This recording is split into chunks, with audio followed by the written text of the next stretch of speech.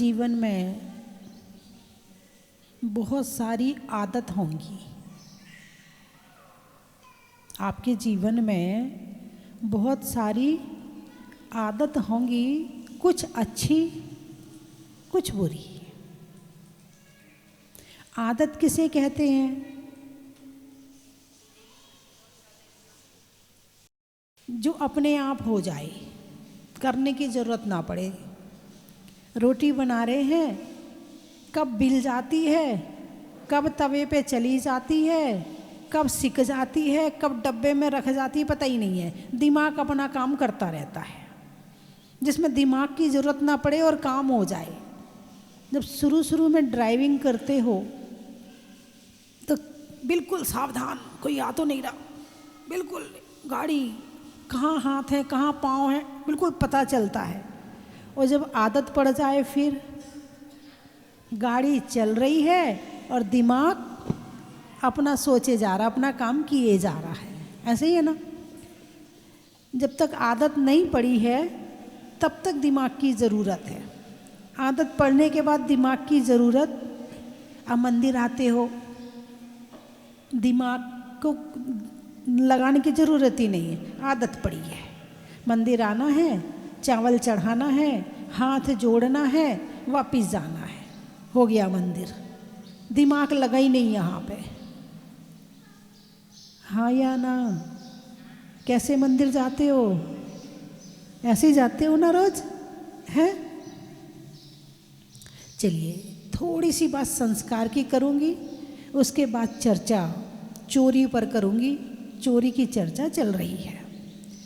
जैसे रोटी बनाने के संस्कार हाथों को दिए, सेंकने के दिए, ऐसे ही संस्कार बोलने के होते हैं, ऐसे ही संस्कार चलने के होते हैं, ऐसे ही संस्कार देखने के होते हैं, ऐसे ही संस्कार सुनने के होते हैं।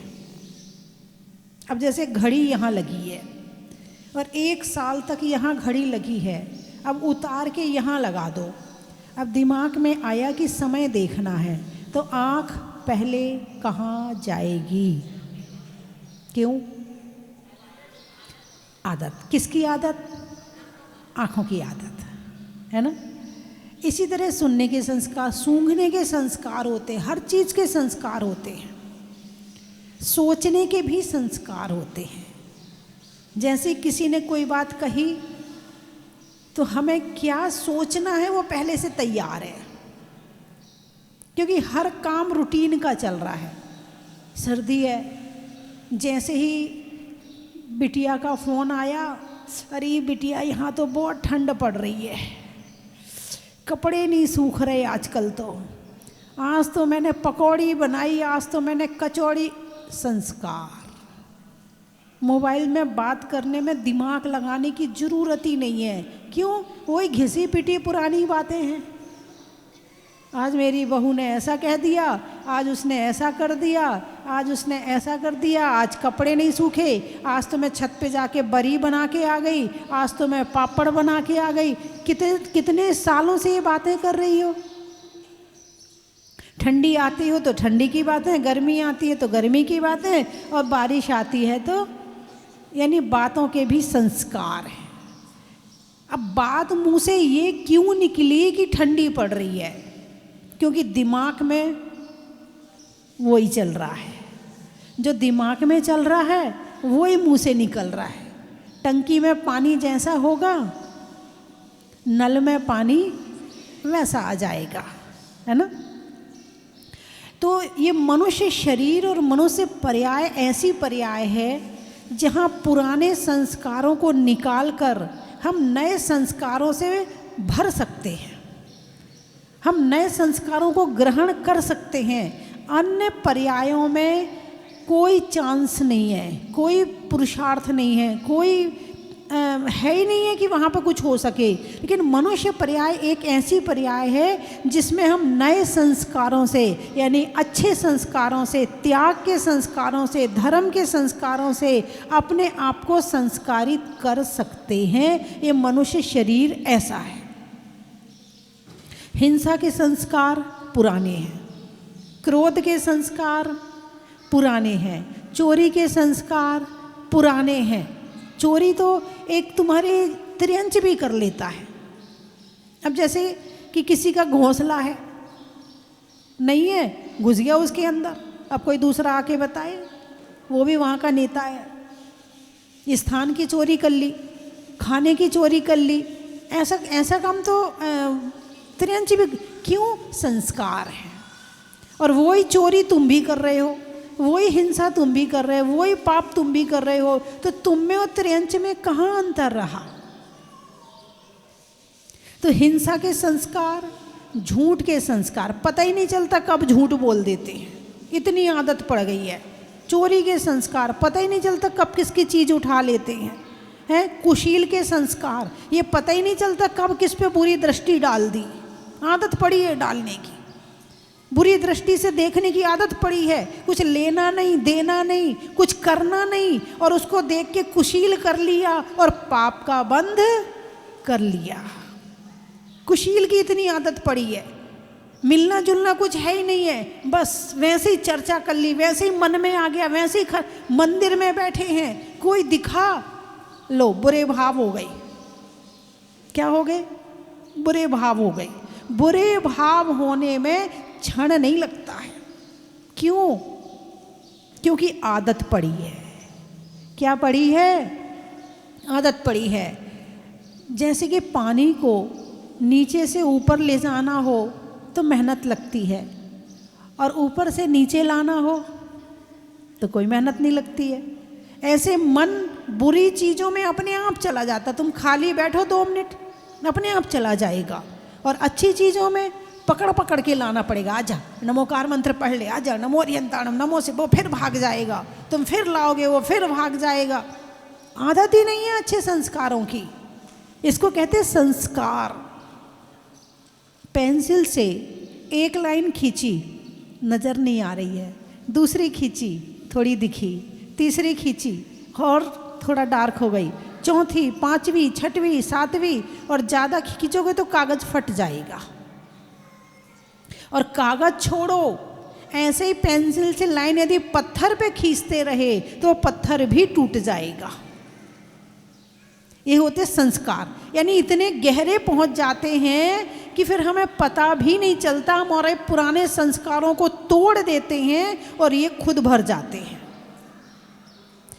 तो जैन धर्म में जो त्याग बताया है वो क्या है? जैन धर्म में जो त्याग है ये बुरे संस्कारों को छोड़ने का तरीका है। क्या है ये? बुरे संस्कारों को छोड़ने का तरीका है, पाप को छोड़ने का तरीका है त्याग। हालांकि त्याग से बहुत डरते हैं आजकल के लोग, बहुत डरते हैं। हे, दूर रहना माता जी से, माता जी के पास जाना मत, कोई नियम वियम दिलवा देंगी, हाँ अपने से होने जाने वाला है नहीं है, दूर रहना। किससे दूर रह रहे? किससे? सुख से। त्याग पुण्य है, पुण्य सुख है। यदि संतों से दूर रहे तो किससे दूर रहे? सुख से दूर रहे। और जो हिंसा, झूठ, चोरी, कुशील, परिग्रह पाप है, और पाप के करीब जा रहे हो तो दुख के करीब जा रहे हो। ये समझा ही नहीं आज तक, इसलिए दूर। आहार मत देना, रात्रि भोजन त्याग करवाती हैं, दूर रहना, आलू त्याग करवाते हैं, ऐसे मत करना। अरे किसका त्याग करवा रहे हैं? दुख का त्याग करवा रहे हैं, सुख में भेज रहे हैं। भगवान महावीर की एक एक चीज आपके लिए सुख का कारण है और आप समझ ही नहीं पाते हो।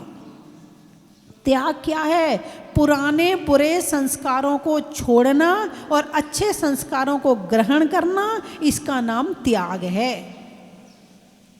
लोग कहते हैं ना माता जी आप इतना त्याग कैसे कर ले, तो इतनी ठंडी लग रही है, इतनी ठंडी पड़ रही है, आपको तो बहुत कष्ट हो रहा होगा। मैंने कहा नहीं। कल मैंने पूछा, मैंने कहा कितना टेम्परेचर है? बोले 15-16।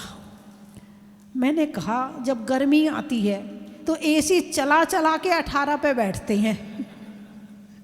अरे बोलिए ना, करते कि नहीं करते? एसी चला चला के 18 टेम्परेचर करते हैं भाई, कम और बढ़ाना मत इसको, बहुत गर्मी हो रही है, करते नहीं करते? और जब टेम्परेचर 18 हुआ तो शॉल ओढ़ ओढ़ के घूम रहे हैं। प्रकृति से दूर भागते हो तुम। गर्मी आती है तो गर्मी नहीं चाहिए, अब सर्दी आई है तो फिर टेम्परेचर 25 और 30 करोगे कमरे का, हीटर लगा लगा के उसे 25-30 करोगे, और गर्मी आएगी तो उसे कम करोगे। बस तुम कम और ज़्यादा के चक्कर में रहते हो। तुम अपना काम जो आत्मा का है वो कर ही नहीं पाते, तुम्हारा ध्यान ही इसी पर है। और जब ध्यान बाहर में चला गया तो अच्छे काम कब करोगे?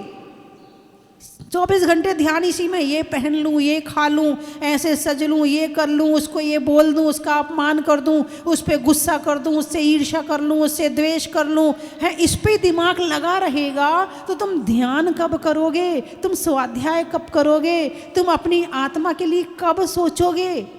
और आत्मा के लिए सोचना यानी सुख के लिए सोचना। तो जब तक ये संस्कार नहीं छूटेंगे तब तक अपने पास नहीं आओगे। कैसे छोड़ें? छोटे छोटे त्याग से। कैसे छोड़ें? छोटे छोटे त्याग से। और ये छोटे छोटे त्याग आपको मोक्ष भेज देंगे। घुटनों के बल चलते चलते पांव खड़े हो जाते हैं और छोटे छोटे नियम एक दिन बहुत बड़े हो जाते हैं। ये त्याग आपकी विल पावर पैदा करते हैं आपके अंदर। त्याग आपके अंदर शक्ति पैदा करता है, कॉन्फिडेंस पैदा करता है। मैं खाए बिना भी रह सकता हूँ, मैं पानी के बिना भी इतनी देर रह सकता हूँ, मैं भोजन के बिना भी इतने दिन रह सकता हूँ, मैं ये काम करके भी ऐसा कर सकता हूँ। यानी जो आदमी डिपेंड हो गया है ना, लत, बुरी आदत को लत कहते, लत, तो लत को छुड़वाने का एक ही तरीका है त्याग।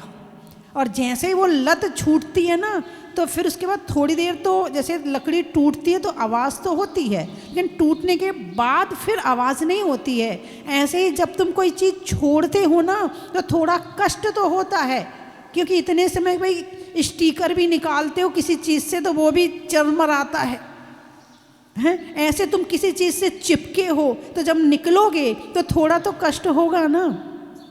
अरे बोलिए ना, हैं? यदि जिसने वो कष्ट सहन कर लिया वो अपने जीवन में विजय प्राप्त करेगा। अब मैं एसी के बिना नहीं रह सकता, मैं कूलर के बिना नहीं रह सकता, मैं इसके बिना नहीं रह सकता, मैं उसके देखे बिना नहीं रह सकता, मैं उसको खाए बिना नहीं रह सकता, मैं उसके साथ रहे बिना नहीं रह सकता। वो तो जिसने ये साथ पकड़ लिया वो अपने जीवन में बड़े काम कर ही नहीं सकता है। बड़े काम करने के लिए सेल्फ डिपेंड होना जरूरी है। अब दीक्षा लेनी है, भाई कोई दीक्षा ले ले तो मैं भी ले लूँ क्या? कोई दीक्षा ले रहा हो तो ले लूँ, अपनी भावना नहीं है, कोई ले रहा हो तो ले लूँ। इसको यहाँ भी भीड़ चाहिए, हैं? कोई व्रत करे तो मैं भी कर लूँ, कोई नमोकार मंत्र के व्रत कोई साथ में मिल जाए तो मैं भी कर लूँ, भक्तांबर वाला कोई मिल जाए तो मैं भी कर लूँ, हैं? कोई मंदिर जाने वाला मिल जाए तो मैं भी चली जाऊँ। अकेले जाना अच्छा नहीं लगता है, हैं? शेर जंगल में अकेला रहता कि भीड़ में? बोलिए, अकेला। और भेड़ झुंड में रहती, और एक भेड़ कुएं में गिर जाए तो सारी गिर जाएंगी। और सभी तो सूट पहन रहे हैं और सभी तो जीन्स पहन रहे हैं, हमने अकेले थोड़ी पहनी है भेड़। और सभी तो खुले बाल रखते हैं, हम अकेले थोड़ी रख रहे हैं भेड़। सभी तो पैसा कमा रहे हैं, मंदिर कौन जाता? कोई नहीं जाता आजकल मंदिर, आजकल कोई मंदिर नहीं जाता, भेड़। पूजा कोई तो मंदिर में करता नहीं हमारी उम्र वाला, हम ही अकेले करें क्या? भेड़। कोई तो पूजा करने वाला है ही नहीं है साथ में। क्या क्या बनना है? भेड़ की शेर। भगवान महावीर का चिन्ह क्या है? शेर। जो शेर जैसा अकेले काम करने की क्षमता रखता है वो ही अपने जीवन में धर्म कर पाता है। वरना वो देखता रहेगा, वो तो कुछ कर नहीं रहा, मैं क्यों करूं? वो तो कुछ कर नहीं रहा, मैं क्यों करूं? इसी में ही लगा रहेगा। वो तो नियम ले नहीं रहा, उससे यदि उनने नियम ले लिया तो मैं भी ले लूँगा, यदि उनने ऐसा कर लिया तो मैं भी ऐसा कर लूँगा। और उनने नहीं किया तो तुमने नहीं किया, और तुमने नहीं किया तो उनने नहीं किया। नहीं, सेल्फ डिपेंड, मुझे करना है, मेरे भाव हैं, जब मेरे भाव हैं तो मैं करूँगा। एक कहीं का राष्ट्रपति की कोई घटना है, पढ़ी थी मैंने, कि वो गाड़ी से जा रहा था, एक सूअर कीचड़ में फंस गया, निकल नहीं पा रहा था। राष्ट्रपति उतरा और उतरने के बाद उसने उस सूअर को कीचड़ से बाहर निकाल दिया। ड्राइवर बोला, साहब मुझे कह देते। बोले, भावना मेरे मन में आई थी, करुणा मेरे मन में आई थी, दया मेरे मन में आई थी, तो मैंने किया है, तुम्हारे मन में तो नहीं आई ना। तो जो तुम्हारे मन में अच्छे काम की भावना आ रही हो तो किसी के कहने सुनने से और किसी के उसमें पीछे मत हट जाना, पक्के रहना। और यदि तुम पक्के रहोगे तो सामने वाला झुक जाएगा, और तुम झुक गए, एक को तो झुकना ही है ना। जब कहीं शहरों में रहते हैं तो लोग आते हैं, महिलाएं भी आती, अब बच्चे नहीं आते तो घर में जो नहीं आता ना, क्या है, मम्मी सारे दिन माता जी के पास बैठी रहती हो, थोड़ा सा पहले, फिर दूसरे दिन तुम वहीं चली जाओ, रहने लगो वहीं, मत आया करो। फिर तीसरे दिन वहीं खाया पिया करो, काय को आती हो, सोने के लिए आती, वहीं सो जाया करो। फिर चौथे दिन थोड़ा झगड़ा हो जाएगा, पांचवें दिन थोड़ा और कलेश हो जाएगा, और वो फिर भी नहीं मानी तो घर वाले कहेंगे तो मानती नहीं है, जाने दो। और तुम घर में बैठ गई तो फिर वो भी नहीं आ रहे और तुम भी नहीं आ रहे, काम खत्म। अब कहाँ से सुख आएगा? हैं, बात समझ में आएगी? तो अब एक को तो झुकना पड़ेगा। धर्म करने के लिए झगड़ा होता है, लेकिन यदि तुम डटे रहोगे तो कहीं ना कहीं तो वो भी तुम्हारे साथ आ जाएंगे। चलिए, चोरी की बात करनी थी। ऐसे ही चोरी के संस्कार होते हैं। एक कहानी के माध्यम से समझाऊंगी तो बच्चों को बड़ी जल्दी समझ में आ जाएगा, और बच्चों को क्या, बड़ों को भी आ जाएगा। एक माँ थी, संस्कार विहीन। कैसी माँ? संस्कार विहीन माँ थी। बच्चा स्कूल गया, स्कूल से एक पेन चुरा के ले आया, उसको अच्छा लगा, वो चुरा के ले आया। अब वो घर में आके डर रहा है, माँ को पता चलेगा तो माँ मारेगी। वो छुप छुप के अपना पेन निकाल के देख रहा है, लिख रहा है, माँ को नहीं बता रहा है। माँ ने छीन के देख लिया, अरे ये पेन तो बड़ा सुंदर है, कहाँ से लाया? अब वो डर गया, माँ अब डांटने वाली है, लेकिन माँ ने नहीं डांटा। अरे बेटा, पेन तो बड़ा सुंदर, ला मुझे दे दे, तू और ले आना। अब बेटे की हिम्मत पड़ गई। अब हिम्मत पड़ गई, अब वो दूसरे दिन अब फिर चुरा लाया। धीरे धीरे धीरे धीरे करके पढ़ाई वढ़ाई छोड़ दी, अब चोरियां करने लगा, क्योंकि वो माँ ने सह दे दी थी। अब उसके बाद में एक बार बड़ी चोरी करने पर वो पकड़ा गया, उसे फांसी की सज़ा हुई। जब फांसी की सज़ा उसको हुई तो फिर उससे पूछा, भाई तेरी अंतिम इच्छा क्या है? बोले, मुझे मेरी माँ के कान में कुछ कहना है। चलो भाई, इसकी माँ को बुला के लाओ। माँ के पास गया, माँ कुछ कहना है। क्या कहना है? कान में कहूँगा। कान के पास गया, कान काट लिया। चिल्लाने लगी, गुस्सा करने लगी, अच्छा हुआ तुझे फांसी पे चढ़ा रहे हैं, तू बहुत खराब है, तू सही है, ये सही कर रहे तेरे साथ। बोले, माँ ये जो कुछ कर रहे ये तेरी वजह से कर रहे हैं। पूछा क्यों? बोले, जब मैं पहली बार पेन चुरा कर लाया था, यदि उस समय तूने मुझे 2 थप्पड़ मार दिए होते तो शायद आज मैं फांसी पर नहीं चढ़ता। एक माँ की एक गलती से बेटा आज फांसी पर चढ़ रहा है।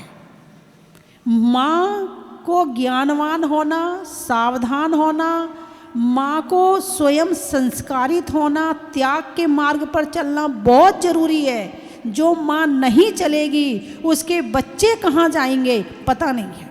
उसने कहा, बेटा अभी तुम छोटे हो, 15 साल तक का ले लो, फिर आगे देख लेना। महाराज भी समझदार हैं, आगे का ज़माना जानते कि भाई कई बार बाहर पढ़ने जाना है, कुछ करना है, फिर वहाँ मिलेगा ही नहीं हॉस्टल में तो क्या करेगा, तो ऐसे समय के लिए छूट भी रख दी है। ऐसे नहीं कि महाराज त्याग ही करवाते हैं, ऐसा नहीं है। आजकल की परिस्थितियाँ महाराज समझते हैं। तो उस माँ ने अपने बच्चे के ऊपर कितनी मेहनत करी है। जो माँ अपने बच्चे पर इतनी मेहनत करती है, समझना वो वास्तव में उसकी हितकारी है और माँ है। और जो माँ अपने बच्चे पर मेहनत नहीं करती है वो माँ नहीं, उसकी दुश्मन है। दुश्मन का काम क्या है? दुख देने का। दुश्मन का काम क्या है? दुख देने का। तुमने अपने बच्चे में संस्कार नहीं दिए, अब वो क्या प्राप्त करेगा? दुख। तो किसने दुखी किया? माँ ने, पिता ने, दोनों ने। अब तुमने बच्चे को दुखी करने वाला जीवन सिखाया है, अब वो दुखी रहेगा। तो तुम दुश्मन हुई या माँ हुई उसकी? मैं नहीं कह रही, आप खुद समझ लो। मैंने तो थर्मामीटर दे दिया, लगा के देख लो कि दुश्मन हो या तुम वास्तव में माँ हो। यदि तुम माँ बनना चाहती हो तो बच्चे को सुख का जीवन जीने के लिए धर्म के संस्कार, उसे पाठशाला भेजना। ये तो अच्छी बात है, मगर खुद पाठशाला जाना उससे भी अच्छी बात है। वहाँ पढ़ाना भी और पढ़ना भी। इस बहाने बच्चे भी चला जाएगा और तुम भी चली जाओगी। और नहीं, समाज में एक महिला है ना, वो पढ़ा देती है। अरे वो क्या पढ़ाती है, उसकी तो वो तो पुण्य कमा रही है। तुम भी जाओ, तुम भी पढ़ाओ। घर गृहस्थी के काम तो थे, हैं और लगे रहेंगे। जब तलक है जिंदगी फुर्सत ना होगी काम से। क्या? जब तलक है जिंदगी फुर्सत ना होगी काम से, और समय कुछ ऐसा निकालो प्रेम हो भगवान से।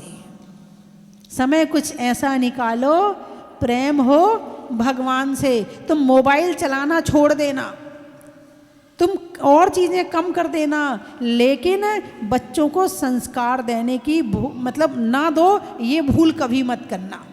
अभी हमारे देवली में डॉक्टर अनंत जैन हैं, उनकी पत्नी डॉक्टर है, लेकिन जब घर में 2 संतान हुई तो उसने अपनी जॉब, अपना काम छोड़ दिया। क्या किया? छोड़ दिया। क्यों छोड़ दिया? बोलिए ना। इतनी पढ़ाई करी, इतना सब कुछ किया, फिर भी छोड़ दिया। किसके लिए छोड़ दिया? यदि इसको संस्कार करना भूल गई तो आने वाली ना जाने कितनी पीढ़ी। और वो ट्यूशन भी भेजते हैं तो ऐसे परिवार में भेजते हैं कि वो जो पढ़ाने वाली वो बहुत धर्मात्मा है, पूछती है आज मंदिर गए कि नहीं गए, आज माला फेरी कि नहीं फेरी। तो मम्मी पहले मैं मंदिर जाऊंगा, मेरी मैम पूछेगी मंदिर गए कि नहीं गए। यदि ऐसा रहा तो टीचर भी सम्मान की पात्र है और वो माँ भी सम्मान की पात्र है। वरना तू मोबाइल पकड़, मैं अपना काम कर लूँ, तू अपना मोबाइल देख, मैं अपना मोबाइल देखूँ। अब तुमने बच्चे को क्या पकड़ा दिया? अब बच्चा को संस्कारित कौन कर रहा है? मोबाइल। माँ नहीं कर रही, माँ ने कुसंस्कार भर दिए उसके अंदर। कुसंस्कार, इसको संस्कार मत कहो, कुसंस्कार। तू अपना मोबाइल पकड़ में, और इतनी खुश होती, मेरा बेटा तो पूरा मोबाइल खोल लेता है, मेरा बेटा तो पूरा मोबाइल देख कैसे वीडियो बना रहा है। ऐसे गर्व करती है जैसे पता नहीं उसने स्वर्ग प्राप्त कर लिया हो। नहीं, जब तक उसकी आंखें मजबूत ना हो जाएं, 15 साल का ना हो जाए, तब तक उसे मोबाइल नहीं देना। और जब तक उसके पेट की नसें मजबूत ना हो जाएं, तब तक बाजार का मत खिलाना। नहीं तो आंखें भी खत्म, पेट भी खत्म, दिमाग भी खत्म। तुमने बच्चे को चलता फिरता पता नहीं क्या बना दिया। तो चोरी के संस्कार, किसके संस्कार? चोरी के नहीं। चोरी नहीं करना बेटे, उसको सिखाओ हिंसा नहीं करना, बुरी दृष्टि नहीं डालना, व्यर्थ में पाप की। भाई वैसे जी रहे हैं जीवन तो पाप तो वैसे ही कमा रहे हैं, कम से कम व्यर्थ के पाप तो छोड़ दो। और व्यर्थ के पाप भी नहीं छोड़े तो कहाँ जाना पड़ेगा? आप समझ ही रहे होंगे, कहने की ज़रूरत है ही नहीं है ना। तो जो मुनिराज हैं वो पूर्ण रूप से चोरी का त्याग करते, पूर्ण रूप से। यानी जंगल में भी कोई चीज पड़ी है तो उसको भी नहीं लेते हैं। जंगल में तो कोई देखने वाला नहीं है ना, कोई कहने वाला नहीं है ना जंगल में। वनाश्रित चोरी, चारित्र शुद्धि विधान लिखा है मैंने, जिसके 1234 व्रत होते हैं। बहुत महिलाओं ने, बहुत पुरुषों ने किए हैं। हालांकि ये व्रत मुनिराज करते हैं, फिर भी भावना रूप में श्रावक भी इन व्रतों को कर लेता है।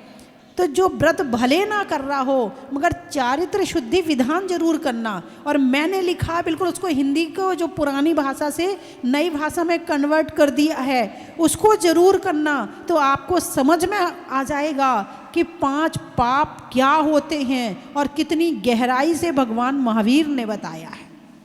वनाश्रित चोरी है, ग्रामाश्रित चोरी, खलाश्रित चोरी, ऐसे मतलब कोई नहीं है और वस्तु पड़ी है, क्या कोई नहीं है और सोना पड़ा है तो भी नहीं लेना, ये भी चोरी के अंतर्गत है। कोई देख नहीं रहा है, उठा लो। आदमी ईमानदार कब तक है? जब तक बेईमानी करने का मौका नहीं मिला। मौका मिलते ही बेईमानी शुरू हो जाती है। लेकिन यहाँ कहा कि यदि कोई चीज़ अकेले में सूने में भी पड़ी है उसको भी ग्रहण मत करना। कितनी बड़ी बात है। कैसे पापों से दूर कर रहे हैं, क्या कर रहे हैं भगवान महावीर? पापों से दूर कर रहे हैं। पाप क्या है? पाप का फल दुख और पुण्य का फल सुख है। तो पहले तुम श्रावक हो तो श्रावक की अवस्था में कितना करना है वो बता दिया। फिर मुनिराज बने, अब तो बिल्कुल पूर्ण रूप से चोरी का त्याग। कल बताया था शरीर को भी अपना नहीं मानना। यदि शरीर को अपना मानते हैं तो वो भी चोरी है। भाई जो चीज़ मेरी नहीं है उसको मैं अपना मानूं, यही तो चोरी है।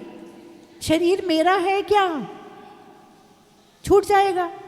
छूटेगा कि नहीं छूटेगा? जो छूटेगा मतलब मेरा नहीं है, जो छूटेगा मतलब मेरा नहीं है। और जो मेरा नहीं है उसको अपना मानना चोरी है। यदि हम शरीर को भी अपना मानते हैं तो ये भी चोरी है। इतनी चोरी का भी त्याग करवाया है। इसीलिए जब मुनिराज पर उपसर्ग होता है तो मुनिराज दूर नहीं करते हैं, दूर नहीं करते हैं। हैं गज कुमार मुनि के ऊपर सिगड़ी रखी, उनने हटाई थी। पांडवों के ऊपर वो गरम आभूषण पहनाए थे, उन्होंने अलग किए थे।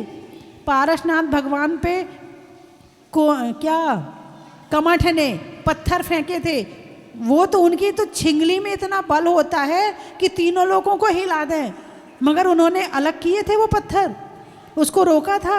शक्ति थी कि नहीं? शक्ति तो थी मगर रोका नहीं, क्योंकि ये जो बिगाड़ रहा है वो मेरे शरीर का बिगाड़ रहा है और शरीर मेरा नहीं है। इसीलिए वो अपना उपसर्ग भी दूर नहीं करते हैं। मतलब कितनी गहराई तक पहुंचा करके हमें बाहर के पदार्थों से निकाल करके हमें सच्चे सुख में पहुंचा रहे हैं। कौन? भगवान महावीर। ये संसार की जितनी चीज़ें हमारे दिमाग में भरी रहेंगी तब तक हमारे दिमाग में धर्म आने वाला नहीं है। जब ये संसार की चीज़ें बाहर निकलेंगी तब धर्म आएगा।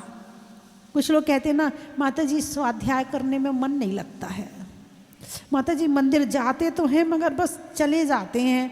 अब सब लोग कहते हैं लेकिन मन नहीं करता है। क्यों नहीं करता है? क्योंकि बाहर के पदार्थों से इतना ज़्यादा अटैच हो कि तुम यहाँ से अटैच नहीं हो पा रहे हो। जब तुम बाहर के पदार्थों से अटैचमेंट कम करोगे तो तुम्हारा मन अपने आप यहाँ लगने लगेगा। इसलिए दीक्षा लेने पे सारी बाह्य वस्तुओं से पहले दूर कर दिया जाता है। घर, मकान, दुकान, परिवार सब छोड़ दो। अब छोड़ दिया, अब क्या करें? अब स्वाध्याय करो। अब देखो कैसे मन नहीं लगता है, अब ध्यान करो, अब देखो कैसे नहीं लगता है। बात समझ में आई कि नहीं आई? तो अच्छी लगी कि नहीं लगी? तो क्या करोगे? अब बच्चों को संस्कार दोगे नहीं दोगे? बच्चों को मोबाइल दोगे? तो बच्चों को मोबाइल छुड़वाने के लिए पहले खुद को छोड़ना ज़रूरी है। पहले अपना सुख खत्म करो तो बच्चों को सुखी कर पाओगे, और तुम अपने सुख में लगे रहोगे तो बच्चों को सुखी नहीं कर पाओगे। इसलिए अपना मोबाइल, एक वो 2 मोबाइल ले लो, एक वो सुनने वाला आता ना कीपैड, हाँ कीपैड, वो ले लो, बस वो रखो बाहर, और बाकी जो तुम्हारा वो कौन सा है, स्मार्ट, क्या बात है, बड़े स्मार्ट हो आप लोग। स्मार्ट मोबाइल रख के स्मार्ट हो गए आप तो। स्मार्ट मोबाइल को ताले में बंद कर दो, जब बच्चे सो जाएं तो थोड़ी देर भले देख लो, लेकिन यदि बच्चे के सामने तुम देखोगे तो बच्चा मानने वाला नहीं है। ठीक है, तो मैंने आपको रास्ता भी बता दिया कि बच्चों को मोबाइल से कैसे दूर करना है, वरना बच्चा क्या करता है कि बस्ता यहाँ फेंका, जूता यहाँ फेंका, पहले मोबाइल दे दो। यही करता कि नहीं करता? और कुछ लोग तो बच्चों को संस्कारित करने के लिए अपने घर की टीवी में रिचार्ज नहीं कराते, बेटा टीवी खराब हो गई है ना, फिर अगले महीने ले आएंगे। अच्छा अब अगले महीने, इस बार पैसे कम हो गए ना, भले वो झूठ बोल रहे हैं मगर उनका भाव तो सही है। तो जो अपने बच्चों को सुखी रखना चाहते हैं तो वर्तमान की भौतिकता से कम, वैसे तो होने वाला दूर नहीं है, लेकिन जितने समय तक आप रख सकते हो उतना तो रखो। ठीक है, चलिए मैं 3 चीज़ें बोलूँगी, आपको कहना बड़ा ही महत्व है। चूहे में बिल का, शरीर में दिल का, और छोड़ने में मोबाइल का। पाँव में टखने का, व्यर्थ नहीं बकने का, और बच्चों से मोबाइल दूर रखने का। पर्वत पर झरने का, कर्म के हरने का, और बच्चों के अंदर संस्कार भरने का। स्वभाव में नर्म का, भोजन में गर्म का, और बच्चों को सिखाने में धर्म का।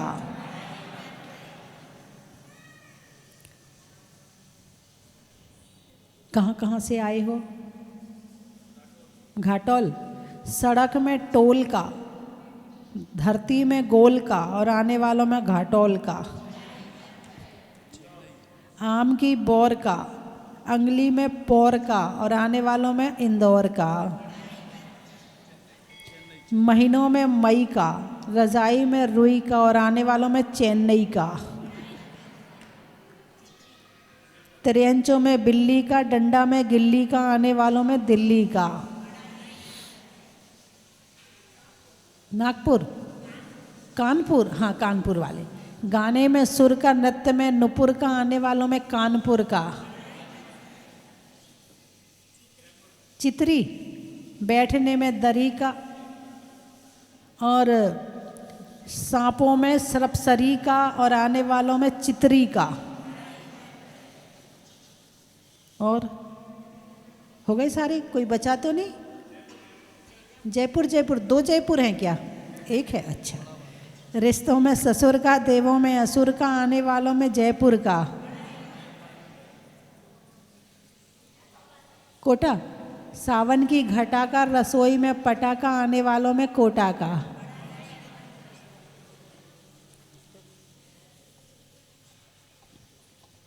बोलिए 24 भगवान की जय। भावना राजेंद्र कुमार जी जयपुर वाले परिवार की ओर से एक स्वर्णशिला की स्वीकृति प्राप्त हुई थी स्वर्गीय वकील चंद्रसेन जी, श्रीमती राजेश जी खादवाला परिवार बड़ौद की ओर से, और एक रजतशिला की स्वीकृति प्राप्त हुई थी श्री महावीर प्रसाद जी माणक देवी जी पाटनी पाली वाले परिवार की ओर से। श्री दीपक जी, नेहा जैन, सभी चेन्नई वाला परिवार, पारख परिवार और बजाज परिवार, इनके द्वारा एक रजतशिला की स्वीकृति प्रदान की है। इनके भावों की खूब खूब अनुमोदना।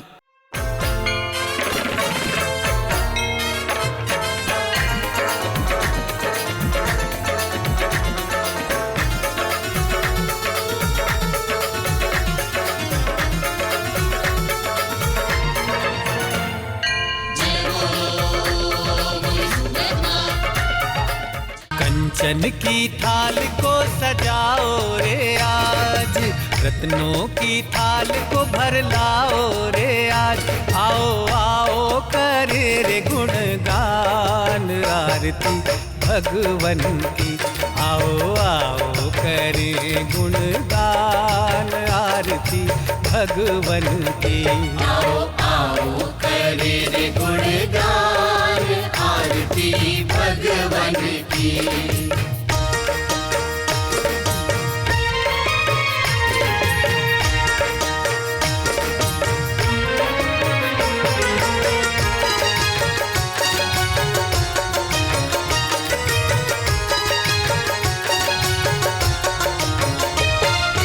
पिता सुमित्र के राज दुलारे, माँ पद्मा जी के नैनों के तारे। पिता सुमित्र के राज दुलारे, माँ पद्मा जी के नैनों के तारे। राजगृही में जन्म लियो आप, राजगृही में जन्म लियो आप। आओ आओ मनाए खुशी आज आरती भगवन की। आओ आओ करे रे गुणगान आरती भगवन की। आओ आओ करे रे गुणगान आरती भगवन की।